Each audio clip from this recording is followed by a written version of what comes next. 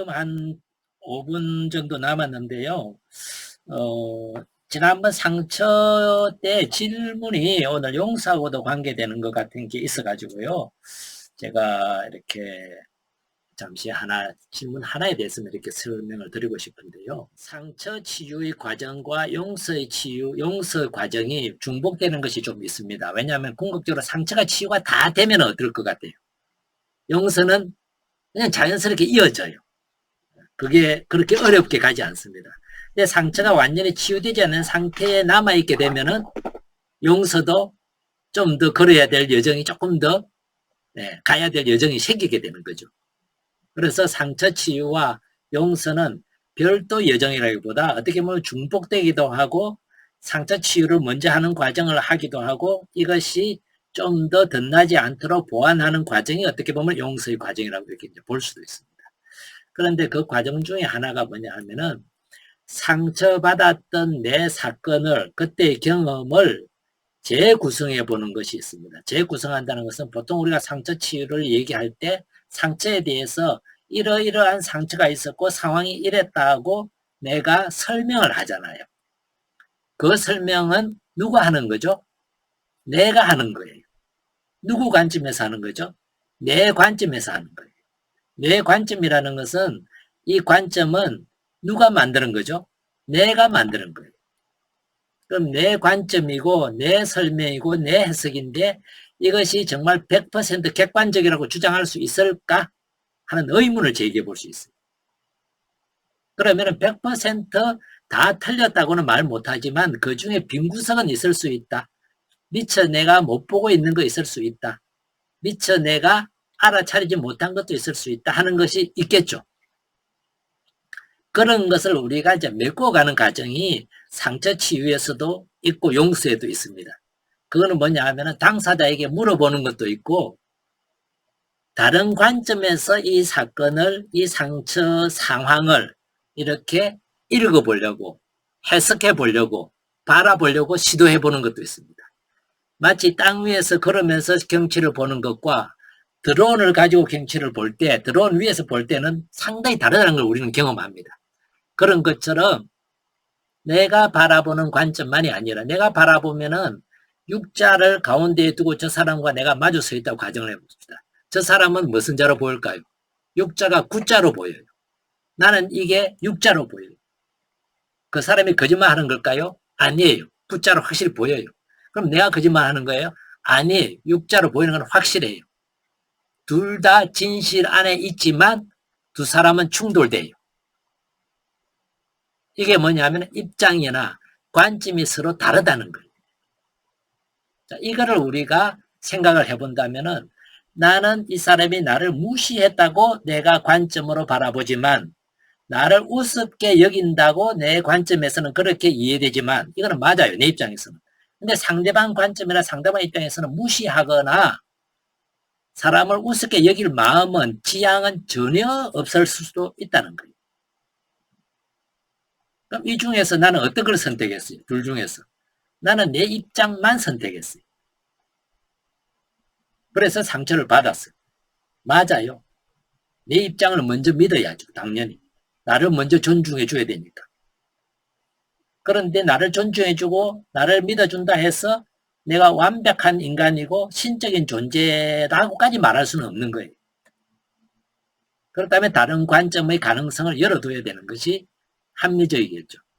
그런 것들을 다 포함해가지고 상처를 다시 설명해 보는 것을 우리는 재구성이라고 얘기를 해요.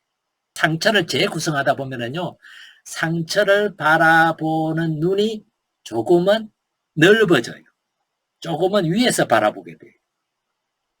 그러면 그 전에 받았던 고통이나 아픔도 약간 금이 가기 시작해요.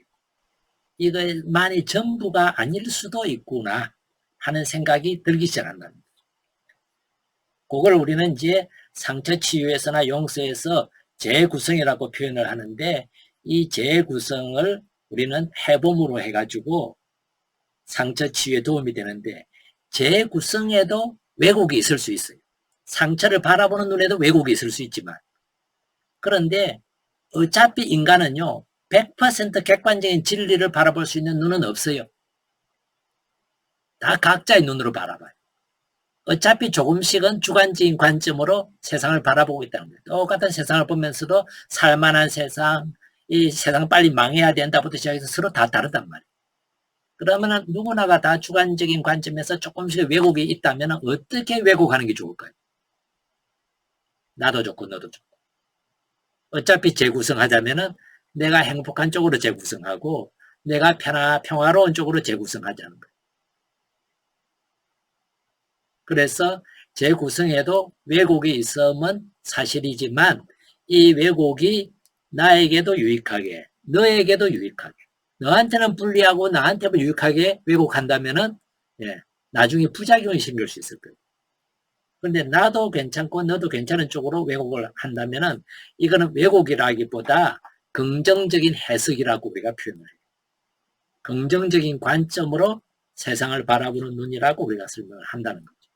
그걸 우리는 왜곡이라고 말하지를 않습니다. 왜곡은 뭔가 꼬아서 누군가에게 해를 주기 위해서 사용을 할 때 우리는 왜곡이라고 얘기를 합니다. 질문에 대한 대답이 됐는지는 모르겠습니다. 질문에 대한 대답을 하나 하고 나니까 시간이 마무리가 되었습니다. 오늘은 자기 용서에 대해서 다 마무리를 못했는데 다음 시간에는 자기 용서를 그럼 구체적으로 어떤 단계로 어떤 과정을 가지고 할 수 있을지를 이렇게 생각을 좀 해보겠습니다. 여러분들이 한 주간 동안에요. 한번 이런 생각을 해보시면 좋겠습니다. 죄책감과 수치심을 한번 구분해 보세요. 구분해서 내가 지나간 잘못 중에서 내가 한 어떤 후회되는 것 중에서 내가 이것은 참 마음에 안 들고 죄스럽다는 것 중에서 이것은 죄책감에 해당되는 것인지 수치심에 해당되는 것인지 그거를 구분을 일단 하실 수 있다면요 용서 과정 다음 단계 가는데 훨씬 더 쉬워지실 거예요. 물론 모든 것이 다 구분이 안 될 수가 있어요. 그래도 괜찮아요. 우리 문화에서 자기 감정을 완전히 구분하기가 어려울 때가 있어요. 죄책감과 수치심이 경계선이 모호할 때가 있습니다. 똑 부러지지 않아도 괜찮아요. 그래도 큰 선에서 그냥 한번 구분해 보시는 그런 것을 한번 해보시고요. 하루 중에서 이제 일주일 동안 사시면서 보면은 내가 말 한마디에든 행동 하나든 눈빛 하나든 태도든 뭔가에서 실수하거나 차 하고 마음에 걸리는 것이 나의 그것이 있다면은 한번 생각해 보세요. 이거는 미안함인가? 부끄러움인가? 미안함은 뭐에 해당되죠? 죄책감에 들어가요. 부끄러움은 어디에 들어갈까요? 수치심에 들어가요. 그런 걸로 이렇게 한번 구분을 한번 해보시는 거. 이것이 내 자신의 감정을 알아차리기 훈련입니다. 그 훈련이 되면은요, 상처 치유에도 용서에도 훨씬 더 한 단계 빨리 갈 수 있을 겁니다. 수고하셨습니다. 이 안에서 들어주시느라고, 저 멀리 미국에서부터, 또 우리나라에서 나중에 기회 되면 어디에서 오셨는지 한번 다 들어보고 싶은데, 그럴 시간이 없어서 참 아쉽습니다. 나중에 댓글로 남겨주시면 또 더 좋고. 질문 같은 거 있으면 댓글로 이렇게 남겨주시면요, 여러분들에게 또 다음 시간에, 거기에 대한 적절한 답을 한번 찾아서 이렇게 드리도록 하겠습니다. 수고 많으셨습니다. 다음 주에 봬요. 감사합니다. 고맙습니다. 아이고, 목소리 들으니까 좋네요. 수고하셨습니다. 음소거 해제하시고 그냥 막 소리 질러도 괜찮으세요. 감사합니다. 고맙습니다. 감사합니다. 아이고, 이러니까 확실히 다르다, 느낌이 그냥. 제가 웃음이 막 웃음꽃이 피잖아요. 수고하셨어요. 수고하셨습니다. 애쓰셨습니다. 감사합니다. 네.